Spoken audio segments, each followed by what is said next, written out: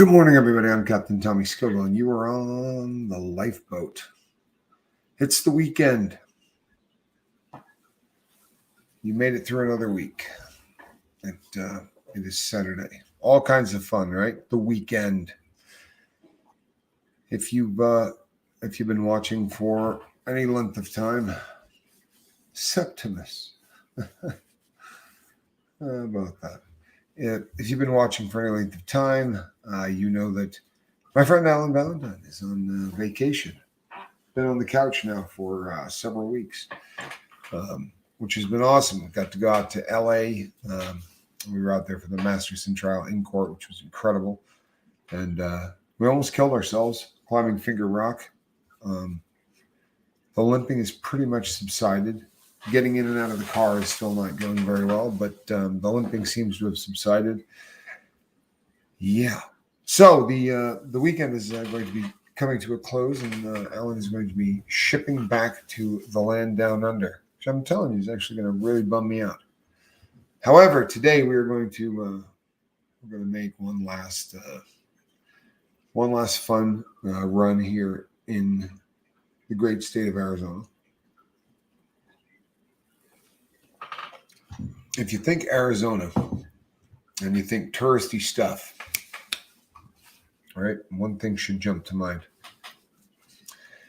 It is the largest hole in the ground that you will find anywhere on planet Earth, at least above water. Marianas Trench is actually considerably larger than the Grand Canyon. However, seeing as it's under water, not too many people get a really good view of it. However, we do have an opportunity to get a very good view of the canyon, and pretty fired up about that. I'm not gonna lie to you. Been out there, I think 3 times, either 3 or 4. But the Mad Aussie is not. And one of the coolest things about going to that place, especially if you've been there before, is the look of awe on the face of the people that you take. It's an awful lot of fun watching that. It really is. Bit of a tough night last night, people. It's part of the boat. We have people who get upset. It's part of the boat. And you go in your bag of tricks and you do what you do, and it's still a bummer. But it is the nature of the beast, right? And especially if you consider what it is that we do. We try to help people get sober and live their best lives, and very often we catch people in the beginning and at different phases of that walk, and sometimes that's fantastic. More often than not, it's fantastic. Sometimes you can't. Retrieve chats. The way that works, I think that was CK. Hello, CK.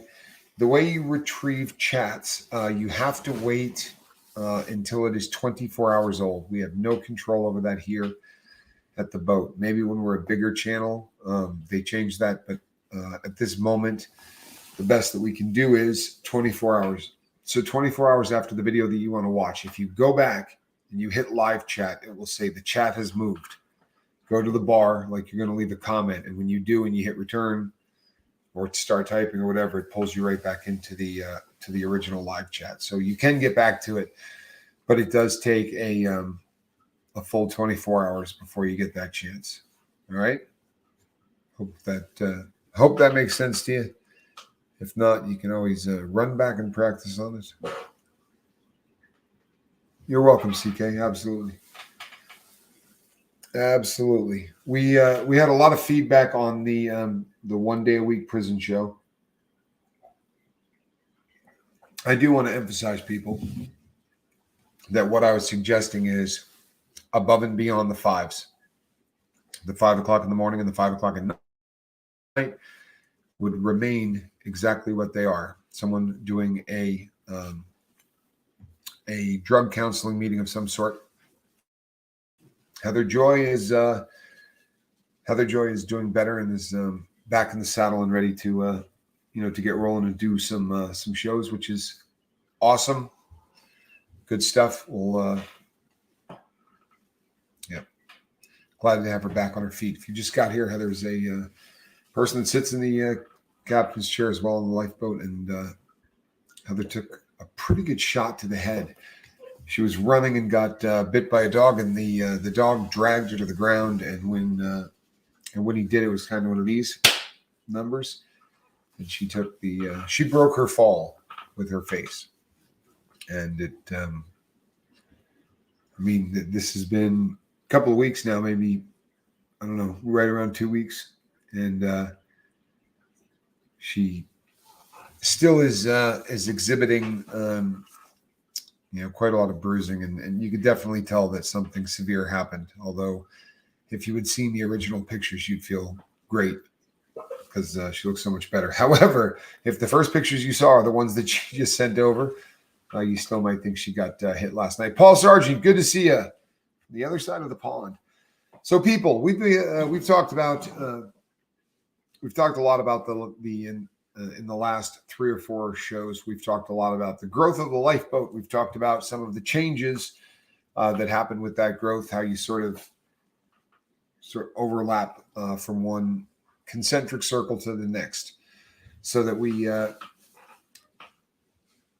that everybody gets a pretty good dose of what it is that brought them to the boat in the first place. And as long as those things don't mess with the 5 a.m. and 5 p.m., I figure that that's probably the purview of the person sitting in this chair, right? Whoever that person is should have the opportunity to say, this is what we're going to do during that, during those extra times, or blah, blah, blah. You follow me? And I think it's important because a lot of the subject matter that we do that isn't directly related to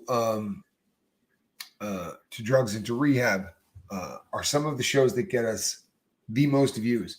And the reason you want the most views is because if you were to hit, say, 50 to 100,000 views on something, right? You're not going to get, the vast majority of those people aren't going to come from your subscriber list. These are people that the algorithm sent to you, and they decided to click on you.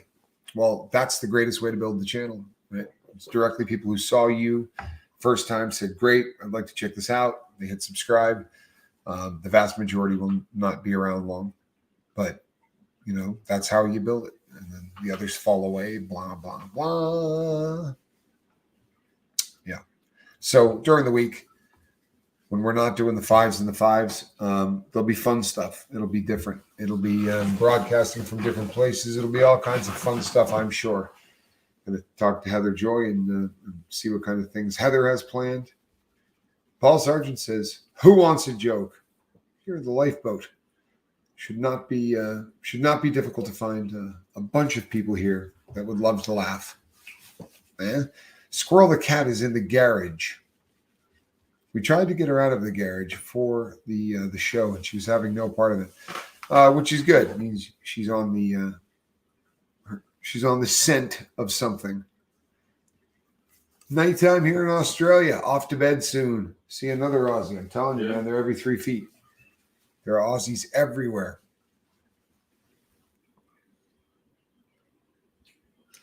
Prison videos help because if I'm tempted to go to a dealer, which rarely happens these days, all it takes is one of your prison videos to stop me. Thanks. Thanks, CK. That is funny. It really is. Heather Joy says she is cleared to begin doing live broadcasting here again on the lifeboat. She is not cleared yet to run. That's probably a good thing, right? Let Heather heal up before she starts trudging around and apparently risking being wrestled by a four-legged. Well, you know the drill. Worried about you, Heather. I don't want you off doing that. Need you to be careful.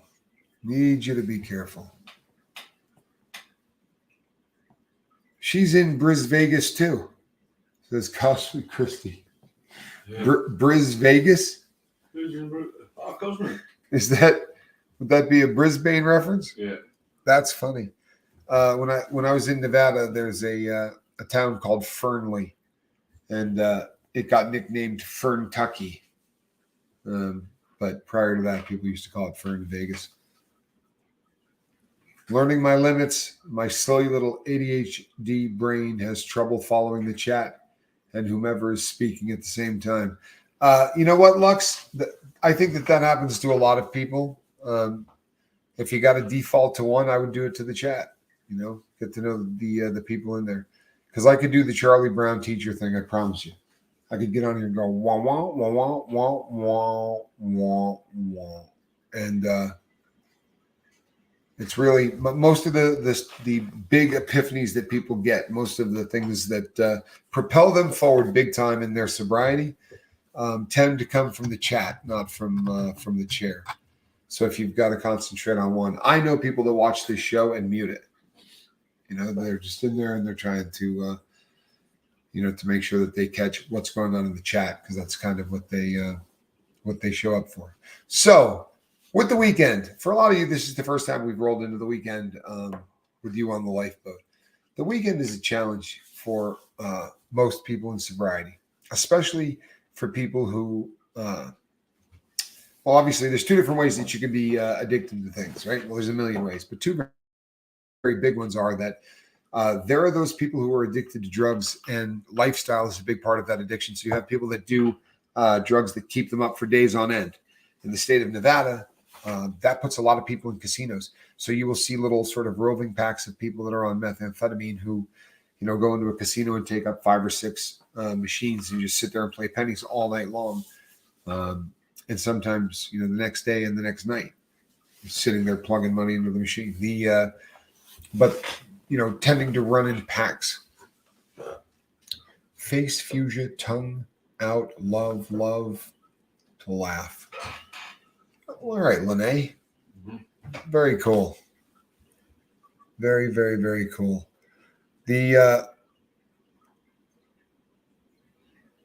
So we're not 100% locked up on a name for those prison shows. Not sure if it's going to be Felonious Friday. People were certainly leaning in the direction of Felonious Friday. Heading to chow right now with your coffee. Yeah, you would be heading to chow right now with your coffee. Perfectly, Russ. Went to the house. I was squatting in to get some of my stuff that was still there. Saw my 2 compadres there. Pretty sure they had left the program and are going back to being addicts. And we're high on meth. I'm sorry to hear that. It's tough.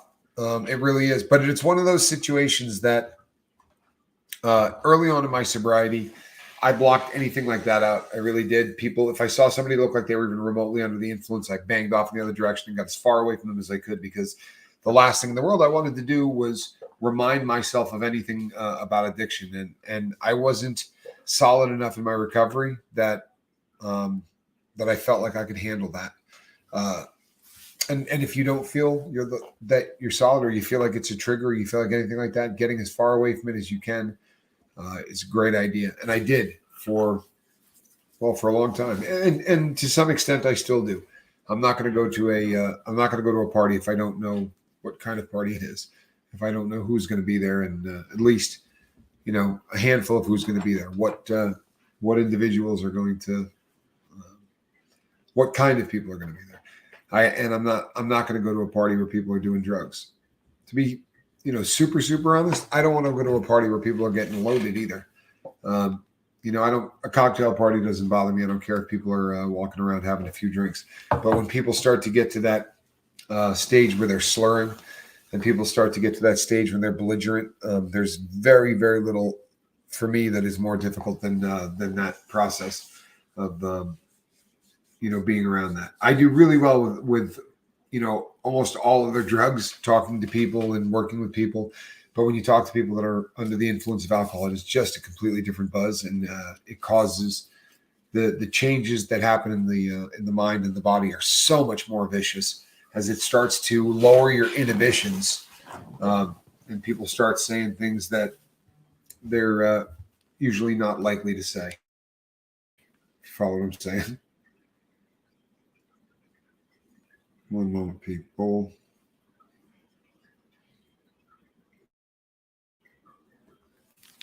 Yeah. Yeah. So this is hold on one second. Carol says I wasn't able to get sober until I was in a new place 2,000 miles away from my old haunts. Sometimes moving is huge and does an awful lot of good. And there are times that moving doesn't do anything. And really, more often than not, it doesn't. And the reason is because, again, booze is the symptom. So when we go where we're going, or Coke, whatever, your drug of choice is the symptom. The fact that you're getting high is the symptom. And when you get to where you're going, you're going to find that you're still there. So are your problems. So the feeling of you feeling uncomfortable in your own skin, the desire to make that feeling go away, no matter where you move, you can move to the ends of the earth. And you can get lucky. You can move to a place that, is surrounded by a concrete wall and has absolutely no ability to get your drug of choice. It's impossible to get. That's a way to get sober. Honestly, I would be concerned about getting sober that way, because at some point someone's coming over that wall with some dope, or you're going to end up on the other side of that wall. If we can all basically agree that at least suspend disbelief, right? If you can't believe, but suspend disbelief in the fact that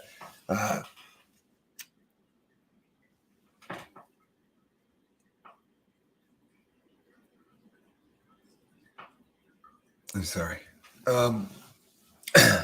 Disbelief. Yeah, I have no idea what I was saying. Literally no idea what I was saying. How about is that?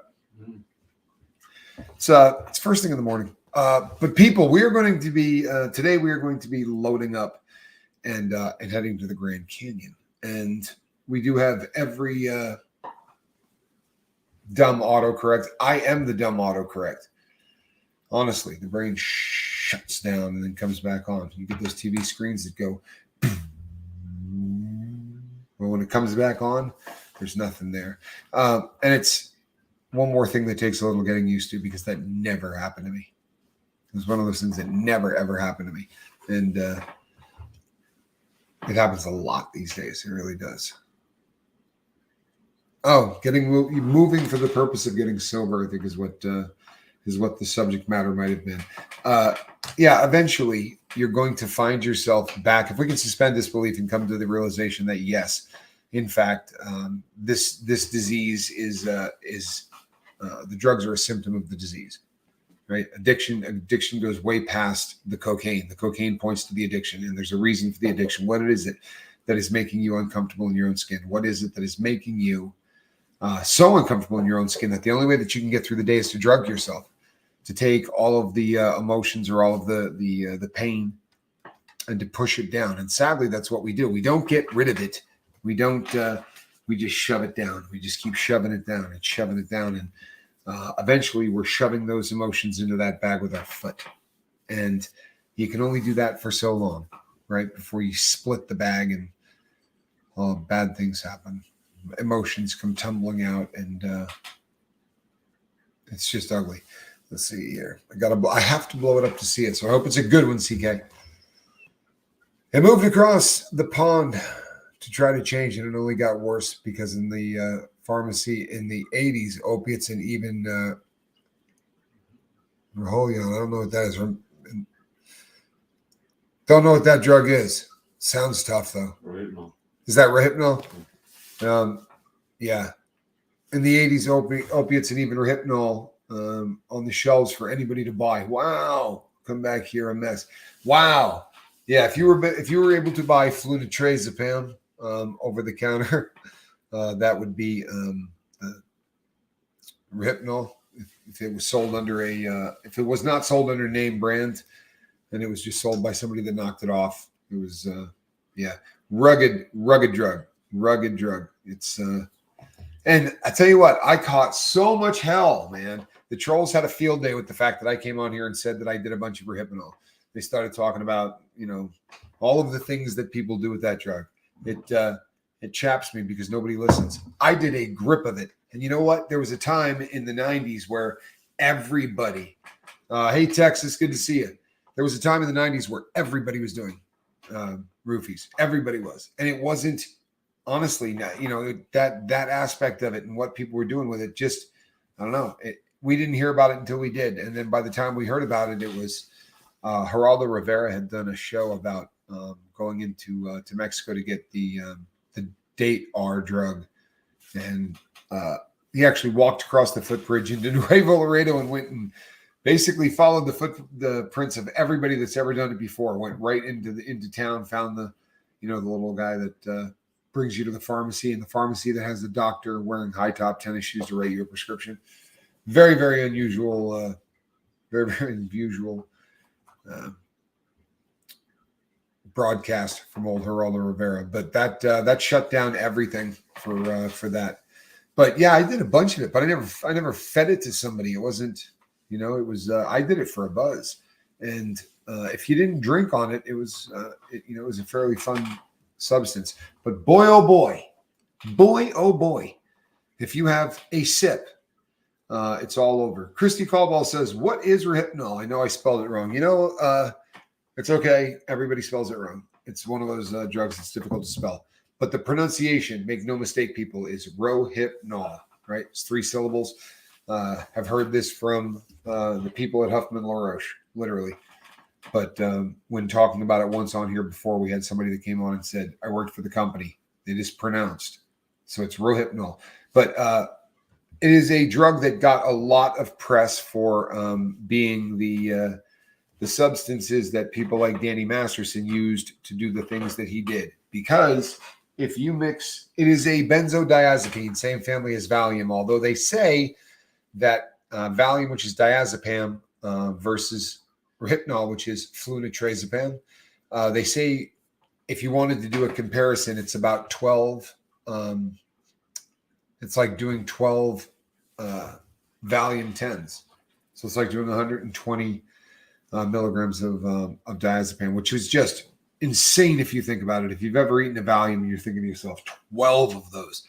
But there's, believe it or not, people are going to laugh at this, especially if they haven't done it, because it just, we see it in movies and whatever. But there's an actual clarity to that substance where you can actually take Rohypnol and be fairly coherent until you have a sip of alcohol, and then one sip of alcohol, and it's it's like what was that show? The Gremlins. It's like adding water to the Gremlins. You know what I mean? You do not want to add booze to that stuff. It's gone now. It's off the market everywhere in the world. You are not going to find it anywhere basically at this point. I guess there are some places in South America that still make it, but it's not getting up, into this hemisphere. Morning, brother. Let me put this up here. Morning, brother. Here's something you can get yourself a cup of coffee with and get Alan one, I promise. And prayers to Heather and her journey back to good health. Thank you, Russ. Really appreciate you. If you never saw the show that I did with Russ, well, I think most of you did. We got a lot of views on that. But we're going to be doing some more stuff with Russ as soon as we find out what day of the week this is going to be that we're doing our prison question and answer and that kind of stuff. People want it. A lot of people reached out, so it's and I think it's anything that we're doing that doesn't interfere with the fives, that ought to be wide open. People, that should be whatever anyone wants to do. I spy a cat getting in a basket. Well, Lady J, you do spy a cat getting in the basket. Sadly, she then took off again. Hey, Squirrel. Yeah, she's not always the easiest cat in the world to deal with. Great cat, she really is. She talks a lot. It's possible to get frustrated with Squirrel depending on the morning, because she can, starting at say 2 a.m. she can meow and do one every say second and a half for an hour and a half and just doesn't break stride. She's a vicious noisemaker. She's not so much a pet as a cat trumpet is what she is, right? Every time she takes a step, there's another one that comes out. She's just a cat trumpet. She's a cute cat trumpet, and she's very fond of me. She actually bonded quite a bit with Alan, which is a bit of a shocker because we would have one more, wouldn't we? Right? I mean, I've been with the guy now for 14 days. We haven't bonded a lick, but the cat seems to really be yeah, like a chewer outer. Yeah, for all I know, Squirrel is chewing me out. I don't, yeah. I don't exactly know what, I don't speak cat. I should. I would really, if there was a language that I could learn to speak, it would be cat. Kathy says, Torties are notorious big talkers. Well, she is absolutely a notorious big talker. And for all I know, she's chastising me about everything. Boy, you stink at this YouTube thing. You're not very good at it. Are these the best treats we can get? I mean, I don't know what she's saying, but she very easily could be chastising and admonishing and doing it for the entire time. I have no clue. Truthfully, no clue. 7 says, cats aren't particularly smart. Probably think you're the same person. Boy, you really got to be careful around the Lifeboat saying something like cats aren't particularly smart. There are lynch mobs of cat lovers on the Lifeboat. I made a reference one morning where I said, "Oh man, Squirrel has been meowing since 1:00 in the morning. I would love to hold her underwater, take her out to the pool." Now, it's something you say. I wouldn't hold Squirrel and let zip her underwater. Never do that. If I was going to do it, I'd probably use a howitzer. I'm kidding. I love the cat more than anything. But boy, oh boy, people lost their mind. He was saying he was going to drown his cat. Oh my God, people. You know what I mean? From back east, our sense of humor is a little bit different. But trust me, Alan can tell you, I take very good care of the cat trumpet in spite of all of the noise. That was when you were supposed to back me up so that people don't think I beat Squirrel. No, yeah, it's a little late. No, it loses a lot of steam when you do it that way, Alan. I mean, now people think, oh, he chimed in a little late. Perhaps he's a cat beater.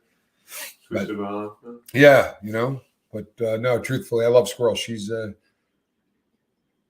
if torties are talking a lot, usually they are happy. You know what? There's no doubt that she's happy. You know what I mean? She goes in the middle of the room when all of us are out there and just lays flat on her back with her feet in the air. She's just a very, very happy, laid-back cat. Unfortunately, yeah, I mean, that theory may hold up too. She may be saying, oh, this place is great. You guys are so awesome. Dig the food. Like that you invited this guy over with the accent. Having a pretty good time with him. He's good for pet. It could be all of those. There's really no telling. She does seem very, very happy, but she does not break stride. And it's funny because anytime I talk to someone on the phone, they'll go, oh, was that Squirrel? Like it's the first time she's made a sound in a week. I'm like, oh yeah, that's Squirrel. She's been cat trumpeting since 2:00 in the morning. So it's the weekend. We're going to be broadcasting remote broadcasting today. So just wanted to tell everybody because they don't always do the bell for notifications. So if I were you, I'd start looking, I don't know, for 4 hours or so, 5 hours or so. Although we may do a little bit of filming from the road trip proper.